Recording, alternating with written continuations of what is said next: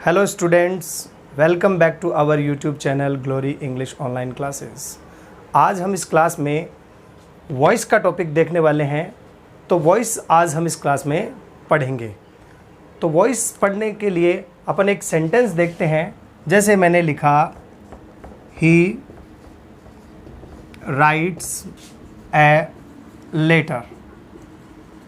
ये एक सेंटेंस है जो कि एक्टिव वॉइस है और हमें एग्ज़ाम में एक्टिव वॉइस को पैसिव वॉइस में बदलना होता है। तो यहाँ 3-4 बेसिक रूल हैं, पहले हमें उनको समझना पड़ेगा। तो हम स्टार्ट करते हैं हमारा पैसिव बनाने के रूल्स। तो देखिए, यहाँ एक्टिव वॉइस में सबसे पहले हमें दिया हुआ है सब्जेक्ट, और सब्जेक्ट के बाद में यहाँ हमारी है वर्ब, और वर्ब के बाद में ये हमारा है ऑब्जेक्ट। तो इस सेंटेंस में सब्जेक्ट है, वर्ब है और ऑब्जेक्ट है। अब एक्टिव से पैसिव बनाने के लिए आपको क्या करना होता है?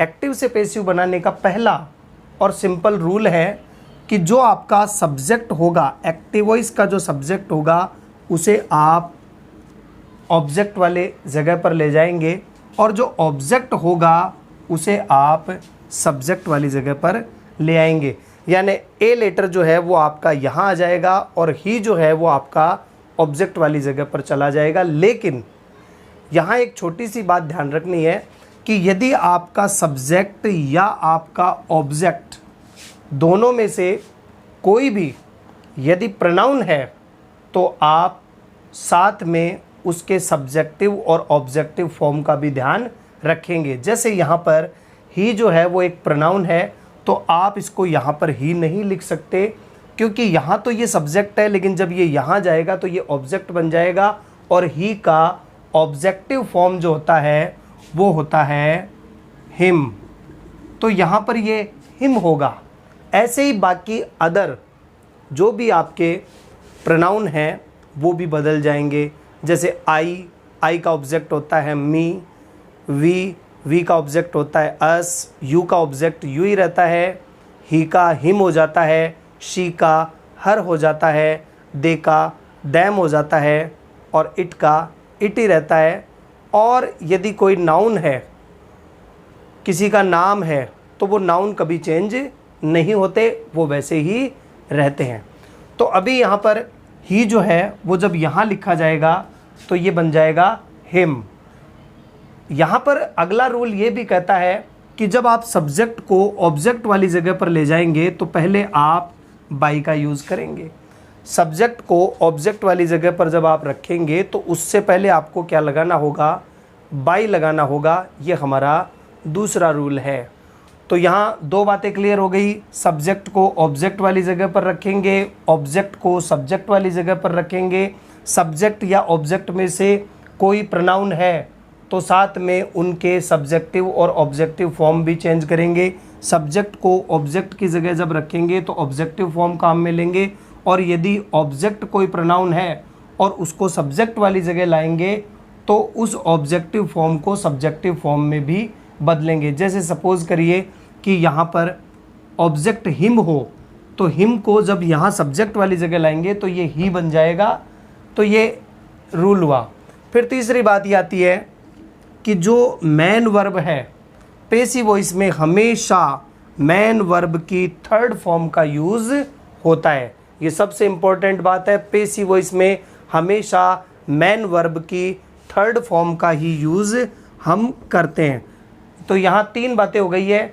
और लास्ट और फाइनल और अंतिम जो बेसिक रूल है वो है एक्टिव से पैसिव बनाते समय उसके टेंस में परिवर्तन करना। जैसे यहाँ जो सेंटेंस दिया गया है, ही राइट्स अ लेटर, ये प्रेजेंट सिंपल का सेंटेंस है, और अब हम जब इसको पैसिव में बदलेंगे तो हम इसको किस तरह से बदलेंगे, तो यहाँ ये ध्यान देने वाली बात है। तो अब देखिए, हम इसको बनाते हैं पैसिव वॉइस। अब हम इसका पैसिव वॉइस बनाएंगे। तो सबसे पहला नियम, पहला रूल, ऑब्जेक्ट को हम कहाँ लिखेंगे? सब्जेक्ट वाली जगह लिखेंगे। तो सबसे पहले हम लिख देंगे ए लेटर। तो ही की जगह हमने लिख दिया ए लेटर। अब दूसरे नंबर पर अब हमारी आ गई वर्ब। तो जब भी कोई प्रेजेंट सिंपल का टेंस होगा, यानी जब भी किसी सेंटेंस में वर्ब की फर्स्ट फॉर्म या उस फर्स्ट फॉर्म के साथ एस या ईएस का यूज़ होगा, तो पैसिव वॉइस बनाते समय आप इज एम आर का यूज़ करेंगे। उस समय आप इज एम आर वहाँ पर लगाएंगे अकॉर्डिंग टू सब्जेक्ट। तो यहाँ ए लेटर के अकॉर्डिंग यहाँ पर इज होगा। और पैसिव वॉइस में हमेशा वर्ब की थर्ड फॉर्म का यूज़ होता है, ये मैं आपको ऑलरेडी बता चुका हूँ। तो यहाँ राइट की थर्ड फॉर्म हो जाएगी रिटन। तो ये बन गया ए लेटर इज रिटन। इसके बाद अब हमारा आगे दिया हुआ है ऑब्जेक्ट, और ऑब्जेक्ट वाली जगह हमें सब्जेक्ट को रखना पड़ता है। और जब भी सब्जेक्ट को ऑब्जेक्ट वाली जगह रखेंगे, पहले हम क्या जोड़ेंगे, बाई। यहाँ ही एक प्रोनाउन है, इसलिए ही को जब ऑब्जेक्ट वाली जगह ले जाएंगे तो ही का ऑब्जेक्टिव फॉर्म जो है वो काम में लेंगे, और ही का ऑब्जेक्टिव फॉर्म होता है हिम। तो इस तरह से ये आपका सेंटेंस बन गया, a letter is written by him. तो एक्टिव वॉइस है ही राइट्स अ लेटर, और पैसिव वॉइस है a letter is written by him. अब ऐसे ही मान लीजिए इसी सेंटेंस को हमें पास्ट सिंपल में बनाना है, तो हम यहाँ पर राइट्स की जगह वर्ब की सेकंड फॉर्म यूज़ कर लेंगे wrote. He wrote a letter. ये सेंटेंस जो है वो अब आपका पास्ट सिंपल का हो गया।